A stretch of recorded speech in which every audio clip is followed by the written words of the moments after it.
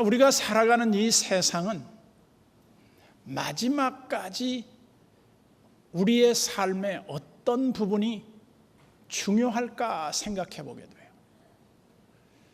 무엇이 마지막에 중요할까? 우리가 소위 레임덕이라는 게 있습니다. 그 레임덕의 의미를 보니까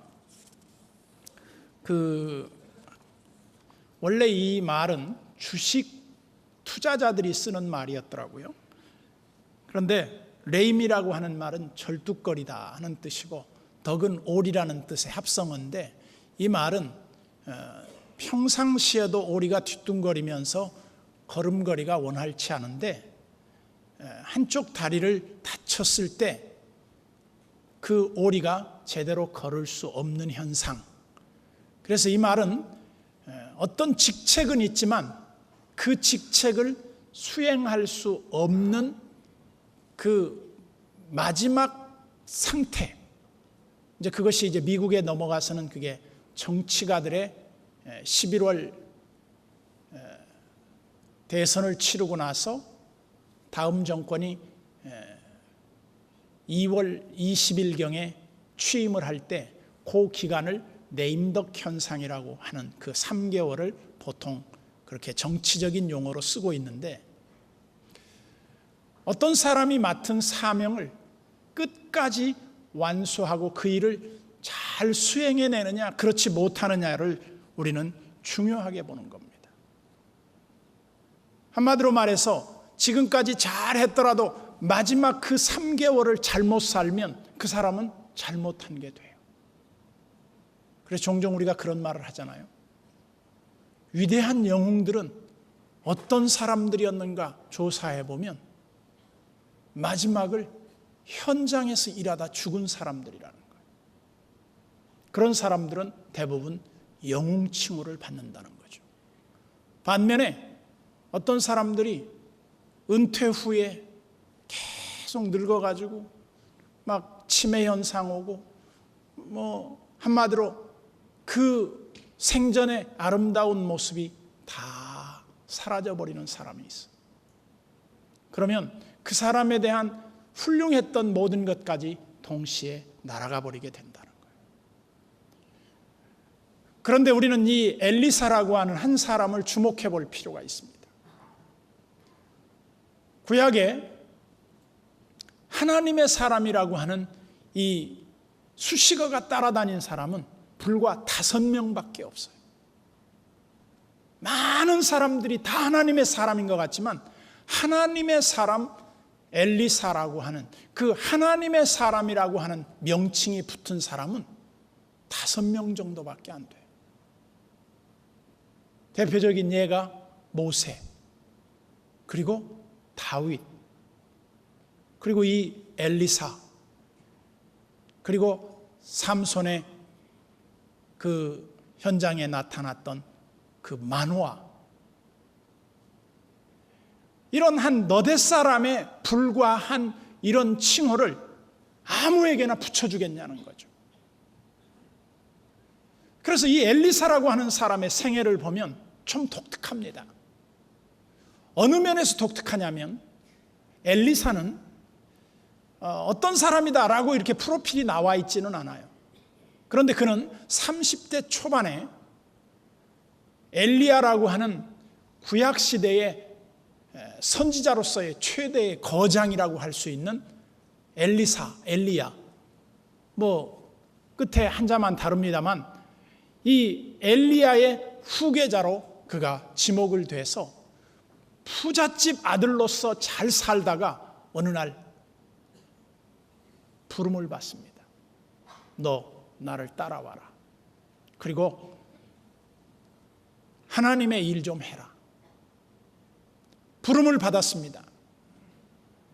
엘리야의 그 대단한 능력을 그 다음 사람이 감당하기란 결코 쉽지 않았을 겁니다. 사람이 일하는데 제일 쉬운 게 어떤 거냐? 앞에 사람이 엉터리로 했는데 그 다음 사람이 와서 일하긴 쉬워요. 굉장히 일이 두드러지죠. 그런데 앞에 사람이 일을 너무나 잘했는데 그 다음 사람이 아무리 잘해도 그 사람만큼 잘하기가 쉽지 않은 거예요. 빛이 안 나는 거죠. 그런데 이 엘리사라고 하는 사람은 젊은 나이에 아마 큰 농사를 짓는 그 대농의 그런 집의 아들이었던 것 같아요.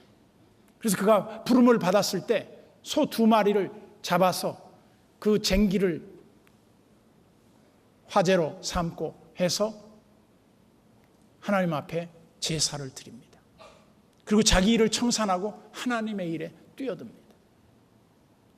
그는 결혼도 하지 않았는지 어떤 그 가족의 이야기가 나오지 않아요. 그는 주로 기도의 사람으로 숨어 있습니다.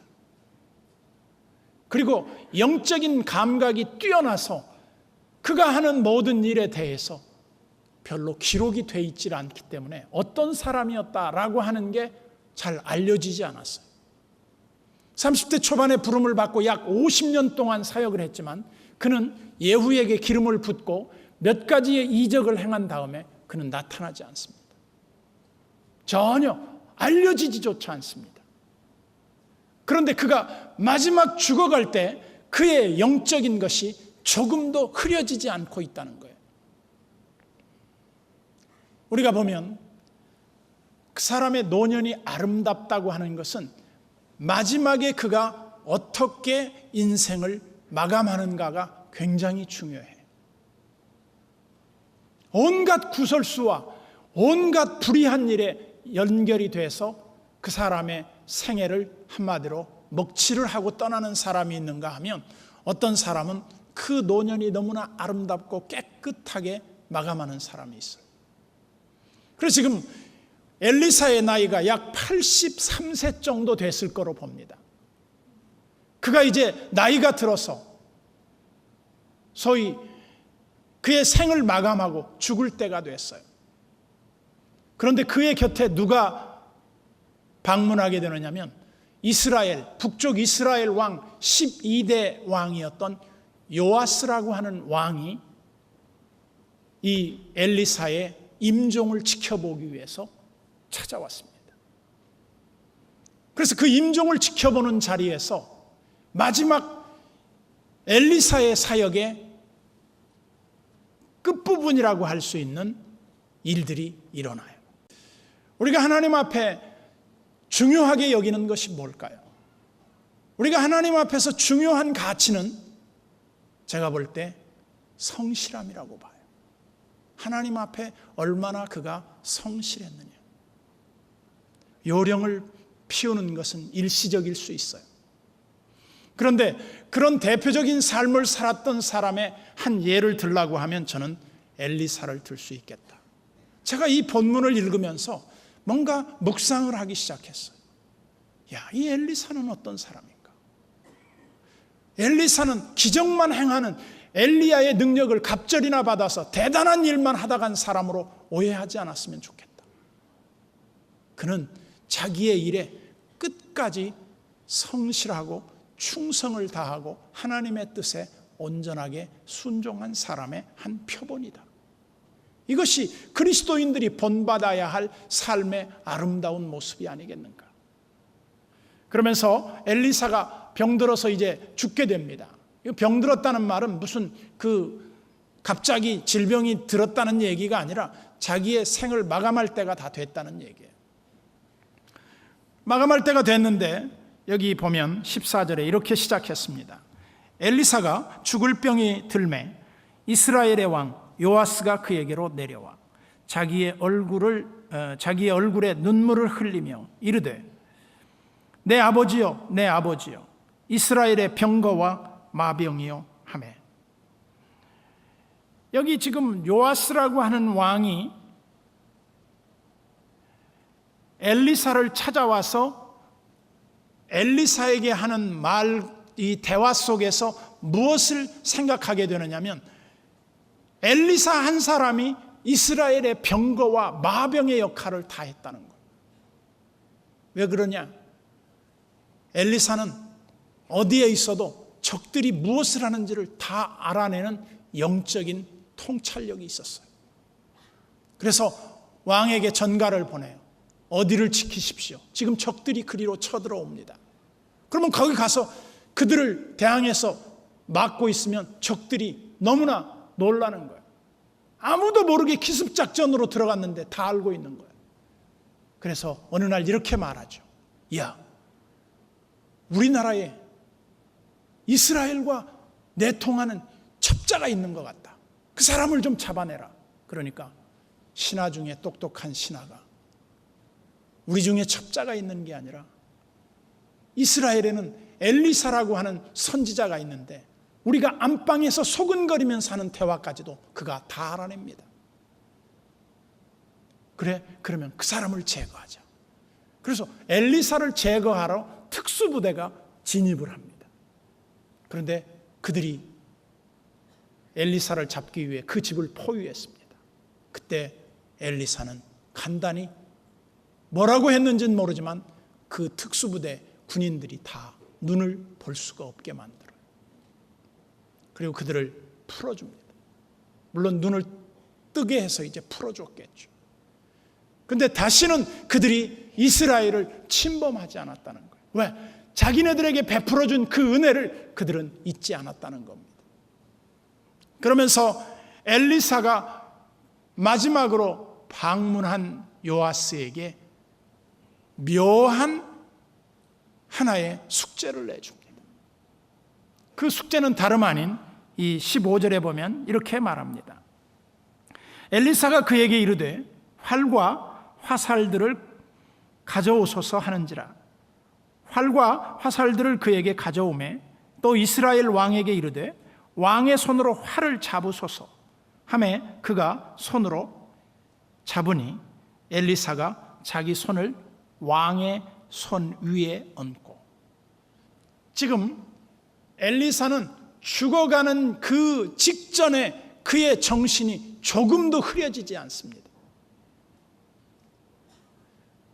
영적으로 우리가 마지막 임종에 이렇게 온전한 정신을 갖고 있다고 하는 건 굉장한 축복이죠.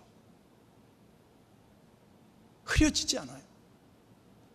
난 우리 성도들이 마지막 임종에 제가 갔는데 여러분들이 저를 웃으면서 목사님 오셨습니까? 예, 제가 먼저 가서 기다리겠습니다. 안녕히 계십시오. 그리고 딱 눈을 감고 가면 얼마나 좋겠어요. 막 횡설수설하고 막 벽에다 바르고 그러면 안 되잖아요. 우리가 신앙생활을 잘한다고 하는 것은 영적으로 깨어있는 것인데 노년에 흐리지 않는 거예요. 그 영적인 것이나 그 정신적인 것이 흐트러짐 없는 거예요. 이거 굉장히 중요한 거라고 봐요. 그러면서 이 엘리사가 마지막에 한 일이 뭐냐? 그 요아스 왕에게 활과 화살을 잡게 한 다음에 그 손에다가 안수기도를 합니다. 그리고 이렇게 말합니다. 17절에 이르되 동쪽 창을 여소서 하여 곧 열매 엘리사가 이르되 쏘소서 하는지라. 곧 쏘매 엘리사가 이르되 이는 여호와를 위한 구원의 화살 곧 아람에 대한 구원의 화살이니 왕이 아람 사람을 멸절하도록 아벡에서 치리이다 하니라. 아니 동쪽 창문을 열으라 그랬어. 열었어요. 동쪽은 이제 아람 나라가 있는 방향 쪽이겠죠. 이 아벡이라고 하는 곳은 아마 아람 나라의 펜타곤 같은 그런 곳이 될지도 모르겠어요. 그런데 그쪽을 향해서 이제 화살을 쏘았단 말이죠. 쏘았는데 거기 화살을 쏜 그곳에 어떤 일이 있습니까? 거기에 하나님이 적들을 치시리라고 하는 예언적인 메시지가 주어져요. 요아스가 하는 우연한 그런 행동이 바로 뭐냐? 믿음의 행동이라는 거예요. 그래서 화살을 쏘고 나서 다시 엘리사는 주문합니다. 그 다음에 보세요. 18절에 또 이르되 화살들을 집으소서. 곧 집음에 엘리사가 또 이스라엘 왕에게 이르되 땅을 치소서 하는지라. 이에 3번 치고 그친지라. 지금 여기 엘리사의 주문은 평범한 주문이 아니에요. 이스라엘의 미래를 결정짓는 중요한 하나의 그 명령이라고 볼 수 있어요. 제가 여러분들에게 뭐 하십시오. 근데 무슨 의미로 하라는지는 안 알려줬어요. 근데 여러분들이 나름대로 다 해요. 예를 들어서 땅을 치십시오 그랬어요. 그랬더니 어떤 사람은 땅을 막 꽝꽝꽝꽝 쳤어요. 또 어떤 사람은 한 번만 쳤어요.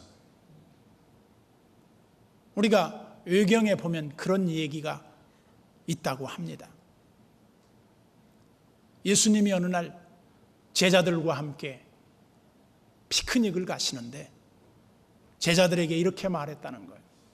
야, 우리 산에 올라가는데 돌을 하나씩 가지고 가자. 그러니까 베드로는 반석이라 바윗돌을 하나 가지고 갔어. 예를 들어서 요한은 도시락 같은 네모 반듯한 돌을 가져갔어. 가룟 유다는 이 공깃돌 같은 돌멩이 하나를 가지고 갔어요. 이제 다 마치고 점심때가 됐는데 그 가져온 돌을 놓고 기도했더니 그게 떡으로 바뀌었다는 거예요. 근데 그 떡은 남의 거를 먹을 수 없다. 자기가 가져온 걸 자기가 먹는다. 물론 그것은 하나의 교훈적인 이야기라고 생각을 합니다. 우리가 하는 어떤 행동이 지금 아무것도 아닐지 몰라요. 그런데 그것은 내 신앙의 미래에 엄청나게 중요한 내 인생을 갈라놓는 어떤 행위가 될 수 있어요. 지금 하는 일이 굉장히 중요하다고 말해요. 오늘 저는 엘리야의 생애를 보면서 우리가 무엇을 생각해 봐야 하는가? 사람은 아름답되 마지막까지 아름다워야 된다. 근데 그 엘리사의 삶이 우리에게 감동을 주는 이유 가운데 하나가 뭐냐? 그것은 이스라엘의 미래를 그는 내다보고 있었다는 거예요. 그리고 더 감동이 되는 것은 이 뒤에 보면 어떤 얘기가 계속되느냐면 엘리사는 죽어서 무덤에 묻힙니다. 근데 무덤에 묻혔는데 죽은 시체를 그 엘리사의 무덤에 던졌더니 죽은 사람이 살아나 버리는 거예요. 너무나 충격적이죠. 저는 그걸 보면서 이런 생각을 했어요. 엘리사는 살아있을 때도 하나님을 했을 뿐만 아니라 죽어서도 하나님의 일을 하는 사람이구나. 우리가 하나님을 위해서 산다고 하는 것은 하나님을 통해서 얻는 유익만을 위해서 사는 자들이 아니라 우리가 하나님을 위해서 살아야 할 그 사명이 있는 사람들이라는 것을 잊지 않아야 된다는 겁니다. 내가 하나님 앞에 받은 은혜가 있어요. 내가 받은 하나님의 축복이 있어요. 그 축복은 나를 위해서 누리라고만 준 것이 아니라 내가 하나님을 위해서 해야 할 희생과 섬김과 사명이 있다는 것. 근데 요즘 젊은이들, 요즘 현대인들에게 조금은 아픔 가운데 하나가 뭐냐? 너무나 쉽게 예수를 믿으려고 한다는 거예요. 너무나 편하게 신앙생활 하려고 한다는 겁니다. 저는 그런 사고방식이 우리의 영적인 유익이 되겠는가? 그렇게 물었을 때 저는 다분히 아니다. 희생과 섬김과 온전한 하나님 앞에서의 순종이 없이 어떻게 하나님의 역사를 기대할 수 있는가? 의로운 자는 주의 의로우심을 나타내시며 사특한 자에게는 주의 거스리심을 나타내시며, 예를 들어 여러분 중에 사기꾼 같은 사람이 있다고 합시다. 그 사람은 사기를 당하게 해요. 저도 물론 사기를 당해봤습니다만, 우리 믿는 사람들은 하나님 앞에서의 우리의 삶은 우리의 미래를 결정짓는 중요한 계기가 된다.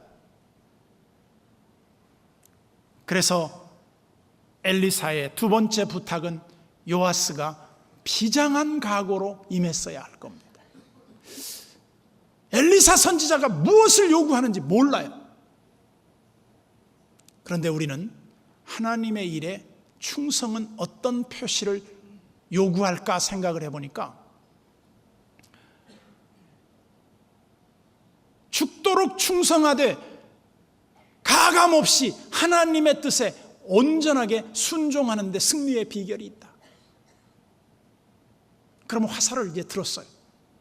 화살을 땅을 치라는 겁니다. 어떤 학자들은 화살을 땅을 치라는 게 어디냐? 계속 화살을 쏘라는 것이었다. 그러면 만약에 이 원문 해석이 쏘라는 것이었다고 번역을 한다고 하면 엘리사는 화살을 계속 쏘았어요. 그만 쏘라고 할 때까지. 화살통에 화살이 가득했을 겁니다. 아마 그것을 엘리사는 미리 준비해 놨을지도 몰라요. 그런데 그는 3개 쏘고 말았어. 그 말은 무슨 말이냐? 적당히 했다는 얘기. 우리 기준으로 이만큼 하면 됐지 뭐. 뭘 더 원해? 여러분, 신앙이 내 기준으로 어떤 적당한 주의로 나가기 시작하면 신앙은 변질되고 왜곡되기 시작합니다. 하나님의 말씀이 뭐라고 했지? 하나님이 말씀한 대로 가는 거야. 하나님의 말씀이 서라고 하는 데에서 서는 거야. 그것이 신앙이다 이거죠. 내 기준과 내 원칙에 따라서 난 이렇게 하겠어. 그것은 신앙이 아니다. 그것은 자기 기준일 수는 있지만, 그래서 저는 여러분들이 주일날 저녁 예배 시간에 될 수 있으면이 아니라 교회에 다 나와야 돼요. 근데 요즘 사람들은 뭐가 바쁜지 모르지만 저녁 예배 안 나와요. 안 나오면 처음에 한 번 안 나올 때 좀 찜찜하고 좀 개운치 않습니다. 그런데 별일 없어요. 그 다음 빠져보세요. 괜찮군. 자꾸 빠져요. 그러면 재미가 있어요. 왜? 하나님의 것을 빼먹으니까. 11조도 그래요. 슬슬 빼먹어요. 별일 없죠. 제가 전에 한번 우리 먼 형님 한 분이, 아마 그 형님이 이 설교를 들으실 거예요. 늘 인터넷으로 듣더라고. 그 형님이 이렇게 말했어. 동생, 내가 모텔에 근무하는데 기도해 줘. 난 기도할 수 없잖아요. 근데 바로 문자가 왔어요. 동생이 기도해서 5쌍이 왔네. 축복해줘서 감사해. 그래. 참 순수한 형이에요. 그런데 그 형이 이렇게 또 문자가 왔어요. 동생 목사님, 내가 공과금 내고 이것저것 하다 보니 돈이 모자라는데 11조 조금 나중에 내면 안 될까? 그래서 문자에다 그랬어요. 11조는 타협의 대상이 안 됩니다. 그랬더니 알았네 동생 목사님, 내가 순종하겠네. 참 사람이 순수해요. 내가 그 문자를 다 띄우려다가 그냥 놔뒀는데, 우리가 신앙생활 할 때 하나님 앞에 우리의 신앙이 자꾸 변질된다고 말해요. 요령을 피운다고 말해요. 그러면 요령 피우고 변질된 신앙이 좋은 것처럼 보여지고 그것이 아무렇지 않은 것처럼 여겨진다고 하는 것은 믿음이 없다는 얘기예요. 믿음이 있는 사람은 그렇게 말할 수 없어요. 믿음이 있는 사람은요, 하나님이 두려운 겁니다. 하나님의 은총을 거두어 버리면 끝나는 거다는 생각을 해야 돼요. 그런데 엘리사의 신앙에서 중요한 건 뭐예요? 요아스에게 기대한 게 있어요. 더욱더 충성하고 더 열심히 하나님을 위해서 헌신하는 모습을 보였어야 돼요. 그런데 우상 숭배하고 적절히 하나님 믿고 적절하게 신앙 타협을 하다 보니까 그는 결국은 아람 나라에 의해서 공격을 당하고 그들을 이기지 못합니다. 왜? 그들의 신앙이 그것밖에는 안 됐기 때문이에요. 우리가 당하는 모든 일들이 우연히 일어나는 게 아니라 내가 심은 것을 거두는 겁니다. 내가 어떻게 살아왔는가를, 그것을 나중에 거두는 거예요. 그래서 무섭다는 겁니다. 나는 하나님 앞에서 지금 내 삶의 부분이 어떤가, 그것이 여러분들의 현 주소라는 생각과 함께 그것을 통해서 하나님은 보상해 주시는 하나님이다. 기도합시다.